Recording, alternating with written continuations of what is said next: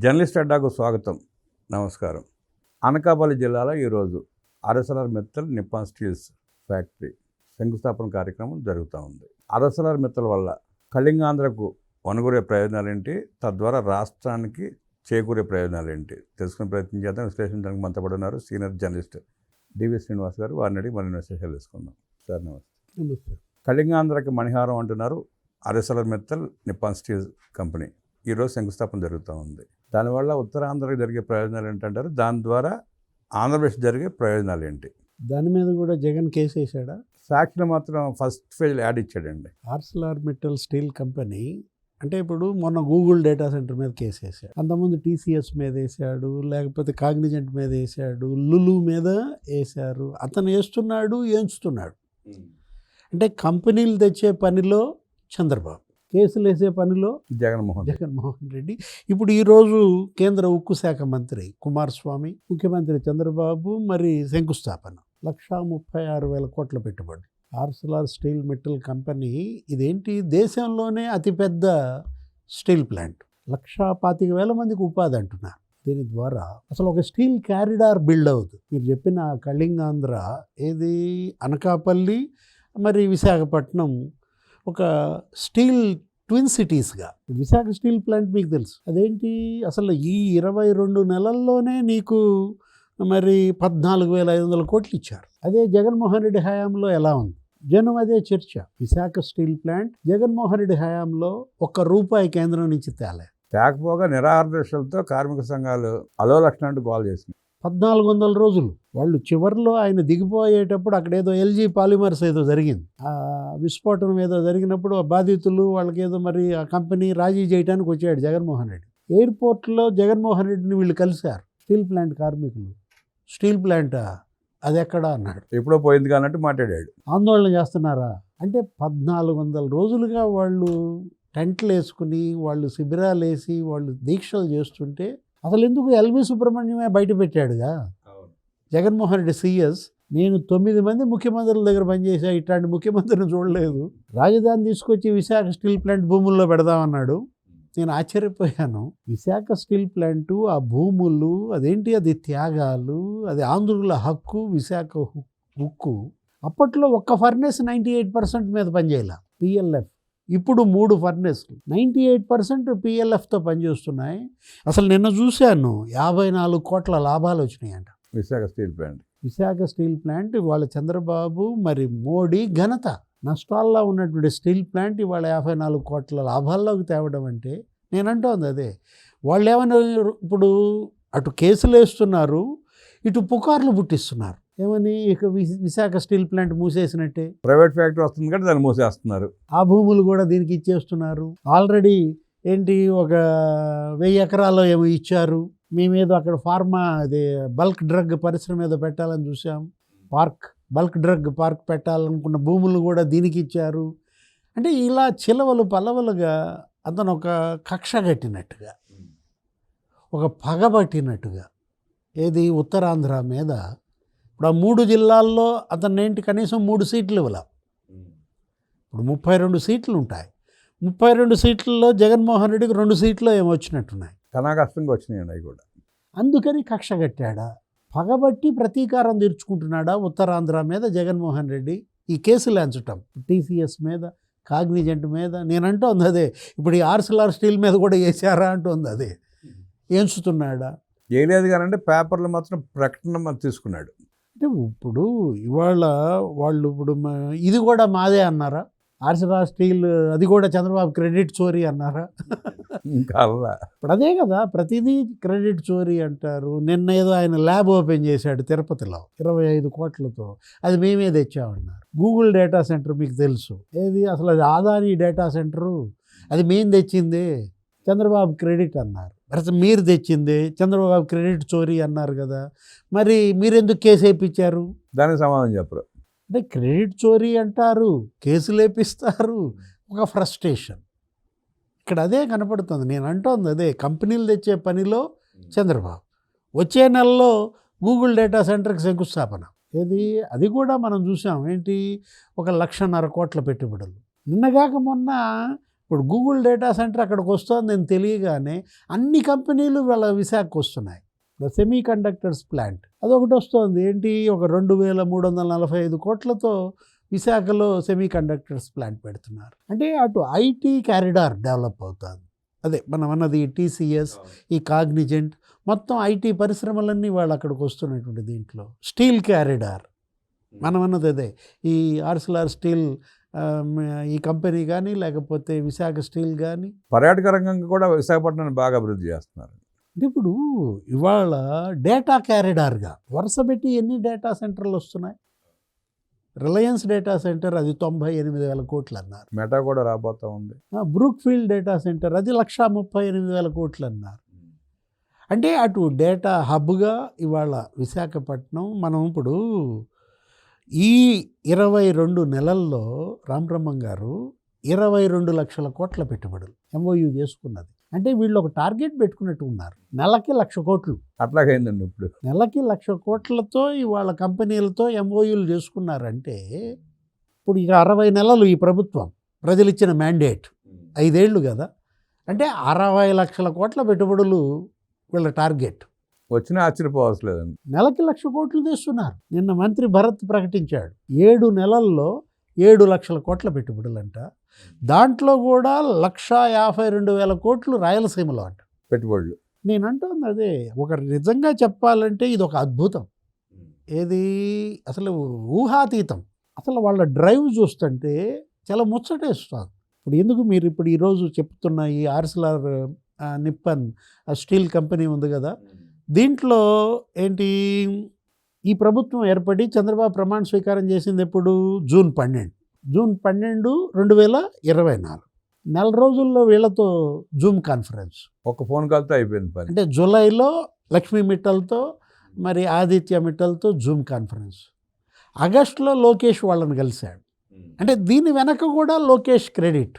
ఏది, ఇప్పుడు టీసీఎస్ మరి నేను 11 నెలల్లో తెద్దామనుకున్నాను, 1 నెల ఆలస్యమైంది, 12 నెలలు పట్టింది అన్నాడు. ఆ నెల కాగ్నిజెంట్లో తగ్గించాడు. ఏది, అది కూడా 12 నెలల్లో తెద్దామనుకున్నది కాస్త 1 నెల తక్కువలో తీసుకొచ్చేసి 11 నెలలు అయిపోయింది. అంటే ఇప్పుడు ఇది కూడా ఏది 3 నెలల్లో భూములు కేటాయించారండి దీనికి.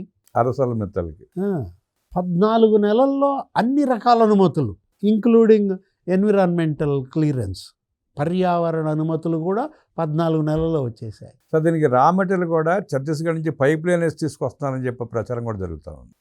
ఇప్పుడు మొన్న ఎంపీలందరూ కలిసి వెళ్ళి దీనికి అసలు మైన్స్ కేటాయించండి అంటే మళ్ళా జగన్మోహన్ రెడ్డి అది కూడా ఒక రచ్చ చేస్తాడు. ఏంటి, ప్రైవేట్ కంపెనీకి మైన్స్ అడిగారు చూసారా, విశాఖ స్టీల్ ప్లాంట్కి అడగలేదంటారు. నువ్వేం చేశా, అమ్ముకుందామని చూసుకున్నాడు ఆ పొలాలన్నీ. ఇప్పుడు నువ్వు 5 ఏళ్ళు ఉన్నావు కదా. ప్రజలు అడిగే ప్రశ్న, జగన్మోహన్ రెడ్డి సైలెంట్గా ఉంటే అతని పరువు దక్కుద్దండి. అతను సైలెంట్గా ఉండడు, అతని పరువు అతనే తీసుకుంటాడు, కొట్టించుకుంటున్నాడు. ఆ అవకాశం కూడా ఎవరికి ఇవ్వడు అనమాట. ఇప్పుడు నువ్వు వాళ్ళు తెచ్చింది ఏంటి, నువ్వు చేసింది ఏంటి, నువ్వు తేలేని వాళ్ళు తెస్తున్నందుకు నువ్వు హర్షించు, స్వాగతించు. ఇప్పుడు మీరు అన్నారు కదా యాడ్ వేసారనో ఏదో, లేకపోతే ఇది కూడా నా క్రెడిట్ అని చెప్పుకో. నేనే మాట్లాడాను, మా నాన్న ఉన్నప్పుడే మేము అసలు లక్ష్మీ మిట్టల్తో ఆదిత్య మిట్టల్తో మా నాన్నే మాట్లాడాడు, లేఖ రాశాడు. ఇప్పుడు మీరు ఇచ్చిన సలహా నిజంగా లేఖ రాసినా రాస్తాడు, మేమే తెచ్చామని. ఆల్రెడీ కియా గురించి బుగ్గన రాజేంద్రనాథ్ రెడ్డి అదే చెప్పాడు. ఇప్పుడు కియా కార్ ఇండస్ట్రీ అప్పట్లో అతిపెద్ద ఎఫ్డిఐ, ఫారిన్ డైరెక్ట్ ఇన్వెస్ట్మెంట్, అసలు అప్పట్లో అంత పెద్ద మోతాదులో అసలు దేశంలోకి రాలేదు. దగ్గర 18,000 కోట్లు ఏమో. ఇవాళ చూడండి అక్కడ కియా ఏంటి, అసలు అనంతపురం రూపురేఖలు మార్చేసింది. అసలు మీరు పెనుగొండెళ్ళి అద్దెకి ఇల్లు అడగండి, దొరుకుద్దా? అసలు ఎంత రేట్లు చెప్తున్నారు, అసలు భూమి రేట్లు ఎంత పెరిగాయి. అంటే అది కూడా ఏమని చెప్పాడు, ఆ కియా కార్ ఇండస్ట్రీ సీఈఓ అంట గతంలో హీరో హోండాకి చేశాడంట.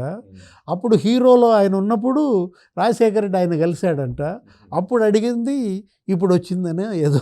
అంటే ఇప్పుడు కాక్ అండ్ బుల్ స్టోరీసు, కట్టుకథలు చెప్పండి, ప్రజలు డిసైడ్ చేస్తారు. ఇప్పుడు ఇది కూడా చెప్పు. అదే మనం అంటుంది ఆర్సిలార్ స్టీల్ మిట్టల్ కూడా నా క్రెడిట్, మా నాన్న క్రెడిట్, చంద్రబాబు చోరీ అని చెప్పు. అంటే విశాఖపట్నంలో జరుగుతున్న అభివృద్ధి కార్యక్రమాలు నా క్రెడిట్ అంటే నమ్మటానికి కళింగాంధ్ర ప్రజలు సిద్ధంగా లేరు సార్. జగన్మోహన్ రెడ్డి 5 ఏళ్ల పాలనలో అక్కడ ఆస్తుల్ని, ప్రభుత్వ ఆస్తులు మొత్తం తాకట్టు పెట్టుకుని తెచ్చిన సంగతి వాళ్ళకి తెలుసు. ఇంకెట్లా నమ్ముతారు? కనీసం ఏంటి అసలు అక్కడ ఉన్నటువంటి ఐటీఐ కూడా తాకట్టు పెట్టాడు. అక్కడ ఉన్నటువంటి కలెక్టర్ ఆఫీసు, తహసీల్దార్ కార్యము, పాలిటెక్నిక్ కాలేజీ మొత్తం అన్నీ తాకట్టు పెట్టి డబ్బులు తెచ్చుకుని, ఆ డబ్బులతో ఏమైనా అక్కడ పరిశ్రమ పెట్టావా, ఎవరికైనా ఉపాధి కల్పించావా? మొత్తం భూములన్నీ కబ్జా. విజయసాయి రెడ్డి, లేకపోతే వైవి సుబ్బారెడ్డి, గుడివాడ అమర్నాథ్ మొత్తం అక్కడ దోచేసినటువంటి పరిస్థితుల్లో అంటే ప్రజలు కూడా ఇవాళ చర్చించుకోవాలి. ఏది ముఖ్యమంత్రిగా జగన్మోహన్ రెడ్డి పనితీరు, ముఖ్యమంత్రిగా చంద్రబాబు పనితీరు, పరిశ్రమల మంత్రిగా ఆ రోజు గుడివాడ అమర్నాథ్, ఇవాళ ఐటీ శాఖ మంత్రిగా మరి లోకేష్. అదేమంటే ఏమని పుట్టిస్తున్నారు, లోకేష్ అసలు సకల శాఖ మంత్రి అంట, అన్నిట్లో ఆయన ఏలు పెడుతున్నాడు, అన్నిట్లో ఆయన ఇది చేస్తున్నాడు అంటారు. అంటే ఏదో రకంగా ఒక ద్వేషం పుట్టించాలా, ఏదో రకంగా ఇక్కడికి వచ్చే కంపెనీలని అడ్డుకోవాలి. అసలు ఈ కేసులు ఏపీయటం ఏంటంటే, ఇప్పుడు వడ్డే శోభనాద్రీశ్వరరావు మాజీ మంత్రి, ఎంపీ, ఎమ్మెల్యే, అంత వయసున్నటువంటి సుదీర్ఘకాలం పార్లమెంటరీగా ఉన్నటువంటి ఆయనతో కూడా కేసులు వేయించాడు. అంటే ఆయన కూడా ఒక పక్క తప్ప రెండో పక్క అర్థం కావట్లేదు, జరుగుతున్న అభివృద్ధి కార్యక్రమాలు తెలియనివ్వకుండా ఆయనతో కేసులు వేపిస్తున్నారు. అంటే అతను కూడా ఇవాళ ఏంటి వడ్డే శోభనాద్రీశ్వరరావు కూడా జగన్ చేతిలో ఒక పావుగా మారాడు, కీలుబొమ్మగా మారిన పరిస్థితి. అంటే అసలు ఆయన లెటర్ ప్యాడ్లు కూడా ఇతని దగ్గరే ఉన్నట్టున్నాయి, అవి కూడా ఫోర్జరీ చేసి వేసి పారేస్తున్నట్టుగా ఉన్నాడు. వాళ్ళ ఒకటి ఎందుకు అసలు వీటన్నిటి మీద కేసులు ఎంచడం ఎందుకు, ఏకంగా ఆంధ్రప్రదేశ్ మీద కేసు వేయించు, అసలు రాష్ట్రం మీదే కేసు వేసేయి. ఎందుకంటే తల్లి మీదే కేసు వేసావు కదా, అమ్మ మీదే కేసు వేసినాడు, ఇవాళ రాష్ట్రం మీద కేసు వేయడంలో తప్పేంటండి? అసలు ఎవ్వరు ఆంధ్రప్రదేశ్లో అడుగు పెడతానికి ఇల్లేదను బెదిరించావు కదా మన ప్రెస్ మీట్లో. ఆ పీపీపీ ఏంటది, మెడికల్ కాలేజీలు ఎవరు టెండర్లు వేస్తాడు అంతు తేలుస్తా అన్నాడు. ఏమన్నాడు, జైలుకి పంపిస్తా అన్నాడు. అసలు జైలుకి వెళ్ళే వ్యక్తి జైలుకి పంపిస్తానని చెప్పి మాట్లాడటం అంటే అసలు నువ్వు పాలకుడిగా తగిన వాడివేనా, ముఖ్యమంత్రిగా జగన్మోహన్ రెడ్డి అర్హుడేనా? అంటే టెండర్ వేస్తే జైలుకి పంపిస్తావా? పంపించు, వీళ్ళందరినీ జైలుకి పంపించు. ఇప్పుడు ఈ పెట్టుబడులు పెడుతున్నారు చూసావా, ఇప్పుడు ఆర్సిలార్ మిట్టల్లు, లేకపోతే ఎవరు గూగుల్ డేటా సెంటరు, టీసీఎస్, లేకపోతే కాగ్నిజెంట్, మొత్తం అందరినీ జైలుకి పంపిస్తావా? అంటే ఇవాళ పాలకుడు అనేవాడు ఎలా ఉండకూడదు, జగన్మోహన్ రెడ్డి ఎలా ఉండాలి, చంద్రబాబు. వాళ్ళు 3 ప్రాంతాలు 3 క్లస్టర్స్గా చేశారండి. Visakha economic cluster, Amaravati economic cluster, Tirupati economic cluster. వాళ్ళు పెట్టుకున్నటువంటి టార్గెట్ ఏంటి, మేనిఫెస్టోలో 20 లక్షల ఉద్యోగాలు, 3 ప్రాంతాల్లో 3 ఏళ్ళు ఎంత 21 లక్షలు పెట్టుకోవాలనుకున్నారు. ఇప్పుడు విశాఖలో 7 లక్షల ఉద్యోగాలు, అమరావతిలో 7 లక్షల ఉద్యోగాలు, రాయలసీమలో 7 లక్షల ఉద్యోగాలు. ఇట్లా వాళ్ళు ఒక ప్రీ ప్లాన్డ్గా వెళ్తున్నారు, ఒక విజన్. ఇప్పటికే కూటమి ప్రభుత్వం వచ్చి 22 మాసాలు అవుతాం సుమారుగా. 22 మాసాల్లో 11 లక్షల కోట్ల రూపాయలు పెట్టుబడులు గ్రౌండ్ అవుతా ఉన్నాయి, 11 లక్షల ఉద్యోగాలు కల్పన జరుగుతూ ఉంది. అరసల మిత్ర ప్రారంభోత్సవంతో 11 లక్షల ఉద్యోగాలు వచ్చినట్టే. అంటే ఒకటి ఇక్కడ ఏంటి, శంకుస్థాపనలు, కేంద్ర మంత్రులు, ప్రధాని, ఈ రాష్ట్రానికి ఇస్తున్నటువంటి ప్రాధాన్యత. నీ 5 ఏళ్లలో ఒక్క కేంద్ర మంత్రి వచ్చాడా, ఒక్క శంకుస్థాపన చేశాడా, ప్రధాని అసలు వచ్చాడా? ఏదో అల్లూరి సీతారామరాజు విగ్రహావిష్కరణకు ఒకదానికి తెచ్చావు, ఒకదానికి వచ్చాడు అంతే. ఇప్పుడు ఇవాళ ఏంటి, ఇప్పుడు 3 సార్లు వచ్చాడు. యోగా కాకుండా అక్కడ 2 లక్షల కోట్ల పనులకు చేశాడు విశాఖపట్నంలో, ఇక్కడ 1,00,000 కోట్ల పనులకు చేశాడు అమరావతిలో, మొన్న కర్నూలులో చేశాడు 15,000 కోట్ల పెట్టుబడులు. మొన్న మనం చూసాం క్వాంటమ్ వ్యాలీ, ఎక్కడ, అమరావతి. జితేంద్ర సింగ్ వచ్చాడు, ముఖ్యమంత్రి చంద్రబాబు, జితేంద్ర సింగ్ మరి దానికి శంకుస్థాపన చేసిన దీంట్లో. ఇవాళ క్వాంటమ్ వ్యాలీ ఏంటి, దగ్గర నీకు 1,00,000 ఉద్యోగాలు వస్తాయి ఆ క్వాంటమ్ వ్యాలీలో. అదొక క్వాంటమ్ సిటీగా మారుతుంది. క్వాంటమ్ కంప్యూటర్ అయిపోయింది, అది కూడా సిద్ధమైపోయింది. రేపొద్దున ఎప్పుడో అది ఎరక్షన్ కూడా జరుగుతుంది, బిల్డింగ్లన్నీ నిర్మాణం జరుగుతున్నాయి. బిల్ గేట్స్ వచ్చాడు, మళ్ళా బిల్ గేట్స్ మీద గోల. అరే మామూలుగానా, అసలు ఎంత రచ్చ చేశారండి. ఆఖరి బిల్ గేట్స్ను కూడా రకరకాల మాటలతో, చేష్టలతో, పోస్టులతో ఆ వ్యక్తి దహనానికి పాల్పడ్డారు. అంటే భయపెడుతున్నారు, ఏది పారిశ్రామికవేత్తలను భయపెడుతున్నారు. ఎవరు టెండర్లు వేయడానికి లేదు. మీరు ఒకవేళ వచ్చి కనుక వేస్తే, మీరు వచ్చి కనుక ఇక్కడ చంద్రబాబుతో పాటు పర్యటిస్తే బిల్ గేట్స్కి అయిన పరిస్థితే మీకు కూడా అవుతుంది. మరి రేపొద్దున బ్లాక్మెయిల్ చేయడం అంటారు. ఇవాళ లక్ష్మీ మిట్టల్ వచ్చాడు, మరి ఇవాళ లక్ష్మీ మిట్టల్ కూడా అట్టాగే చేస్తావా, బిల్ గేట్స్కి చేసినట్టే. అంటే ఇవాళ జగన్మోహన్ రెడ్డి అంటే అతను ఏంటి, ఒక సైతాన్ లాగా ఆంధ్రప్రదేశ్కి ఒక శని పెట్టినట్టు పెట్టాడు. శని అయినా నీకు ఏదో ఏలియన్ నట్స్ అనేది అంటారు ఏంటి, కొద్దికాలం ఉండి వెళ్ళిపోతున్నాడు. 7 ఏళ్ళుగా వదిలిపోద్ది. ఏదో పూజలు గీజలు శాంతి ఏదో చేసుకుంటే ఏ శాంతి చేయాలండి ఈ శని వదలాలంటే? ఆంధ్రప్రదేశ్ ప్రజలు వాళ్ళ నెత్తి నోరు కొట్టుకుంటున్నారు. జగన్ శని వదలాలంటే మేమే శాంతి చేయాలి. అరే ఇంత భయపెట్టడం, అసలు నువ్వు ప్రజల్ని భయపెడుతున్నావు, నీ తల్లిని భయపెడుతున్నావు, నీ చెల్లెళ్ళను భయపెడుతున్నావు. ఇవాళ పారిశ్రామికవేత్తలు భయపడుతున్న పరిస్థితుల్లో జనం మేల్కోవాలి. ఇవాళ జనం ఏది, జగన్ శనిని వదిలిచేది జనమే అన్నమాట. రాయలసీమలో నేను చెప్పింది అదే ఇందాక, ఏది 7 లక్షల కోట్ల పెట్టుబడులు వస్తే 1,52,000 కోట్ల పెట్టుబడులు 7 నెలల్లో రాయలసీమకు వచ్చాయి. అంటే ఇప్పుడు మనం తీసుకున్నట్లయితే అక్కడ సెమీ కండక్టర్స్ హబ్గా రాయలసీమ మారుతుంది. కొరియా, జపాన్ 15,000 కోట్ల పెట్టుబడులతో అక్కడ semi conductors plants Modi cabinet ఆమోదం పొందింది. స్పేస్ సిటీగా, ఏరోస్పేస్ సిటీగా తిరుపతి, డ్రోన్స్ సిటీగా కర్నూలు, కడప, అనంతపురం, అన్ని రకాలుగా అక్కడ రాయలసీమలో అభివృద్ధి జరుగుతుంటే నాకు అక్కడ ఓట్లు పడవు అని అక్కడ ప్రజలను రెచ్చగొట్టాలని చూస్తాడు.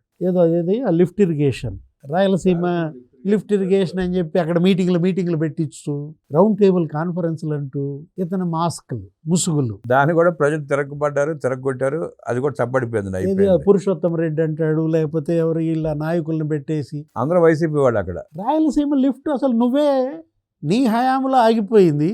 ఆ తర్వాత కూడా నువ్వు 3 ఏళ్ళు సీఎంగా ఉన్నావు, ఏం బీకావు అని చెప్పి తులసిరెడ్డి అడిగాడు. ఇప్పుడు 2020లో ప్రారంభించావు, 21లో ఆగిపోయింది, 24 దాకా సీఎంగా ఉన్నావు కదా, నువ్వు 3 ఏళ్ళు మరి ఆ లిఫ్ట్ ఎందుకని పట్టించుకోవాలా? ఇప్పుడు ఈ రౌండ్ టేబుల్ కాన్ఫరెన్స్లు పెట్టేవాళ్ళు జగన్ సీఎంగా ఉన్న 3 ఏళ్లలో ఎందుకు పెట్టలా? అంటే వాళ్ళు చెప్పే అబద్ధాలు చెప్పడం తప్ప ఎదుటాడని ప్రశ్నిస్తే దానికి సమాధానం అయితే చెప్పరండి వాళ్ళు. అంటే చేతిలో సొంత మీడియా ఉంది, కూలి మీడియా ఉంది, ఈ పెట్టే వాళ్ళు ఉన్నారు, పోస్టులు పెట్టేవాళ్ళు, ఈ మాట్లాడే కొన్ని మైకులు, అద్దె మైకులు, ఈ అద్దె రౌండ్ టేబుల్ కాన్ఫరెన్సులు. అంటే ఒక విధ్వంసం, ఒక విద్వేషం, వినాశనం, పగ. నేను అంటుంది అదే, ఏది తల్లి మీద పగ, చెల్లి మీద పగ అనుకున్నాం. ఆ కేసులు, ఆ ఆస్తులు, ఆ పంచాయతీ చూసి అసలు రాష్ట్రం మీదే పగ, ప్రజల మీద పగ కాపితే ఏంటంటే ఇవాళ ఈ పెట్టుబడులు ఇవి చూసి నువ్వేం చేయాలి? స్వాగతించాలి.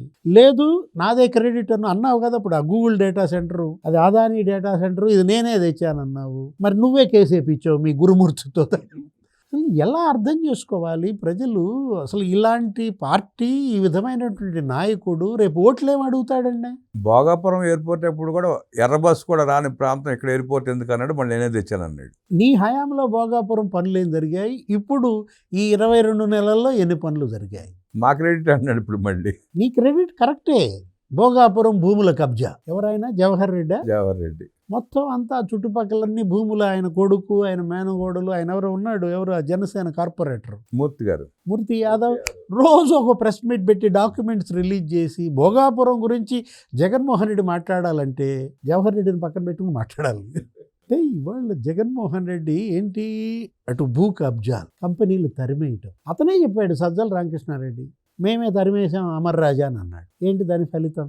అమర్ రాజాని మీరు తరిమేయటం వల్ల తెలంగాణకు 10,000 కోట్ల పెట్టుబడులు, 10,000 కోట్ల రూపాయలు పెట్టుబడి, 2,000 ఉద్యోగాలు. 10,000 ఉద్యోగాలు. ఇప్పుడు కోటికి 1 కోటి రూపాయలు పెట్టుబడి పెడితే ఒక ఉద్యోగం వచ్చుదండి.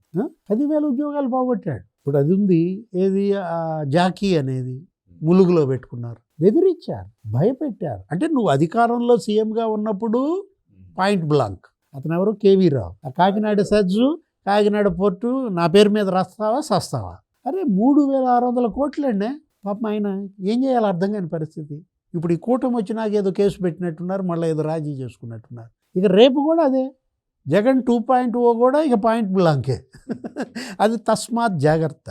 ఏది వాళ్ళ పారిశ్రామికవేత్తలైనా లేకపోతే ప్రజలైనా ఇట్లాంటి పార్టీ ఇవాళ అంటే ఒకటి ప్రజలే డిసైడ్ చేసుకోవాలి. ఆంధ్రప్రదేశ్లో మంచి ఉంది, చెడు ఉంది, హీరో ఉన్నాడు, విలన్ ఉన్నాడు. ఇప్పుడు అది వాళ్ళు డిసైడ్ చేసుకోవాలి. ఏది ఎవరు రాష్ట్ర అభ్యున్నతి కోరుకుంటున్నారు, పనులు చేస్తున్నారు. నిన్న కూడా చంద్రబాబు వెళ్ళారు హైదరాబాద్లో, ఏంటది ఐఎస్బి. 5 ఏళ్ళు జగన్మోహన్ రెడ్డి సీఎంగా ఉన్నాడు కదా, మరి ఎవరన్నా అతను పిలిచారా? ఐఎస్బి గేట్ కూడా తాగనివ్వరు. అంటే ఇవాళ ఆయన నిన్న చంద్రబాబు కూడా మాట్లాడుతూ నిన్న చేసిన పనులు ఇవాళ చరిత్ర అన్నాడు. నిన్న చేసిన పనులే నేటి చరిత్ర. చరిత్ర ఎప్పుడు చెరిగిపోదు. ఆ రోజు మరి నేను పెట్టాను ఒక చిన్న మొక్క, ఇవాళ అది ఒక పెద్ద మానులాగా మహావృక్షంలాగా మారిందంటూ.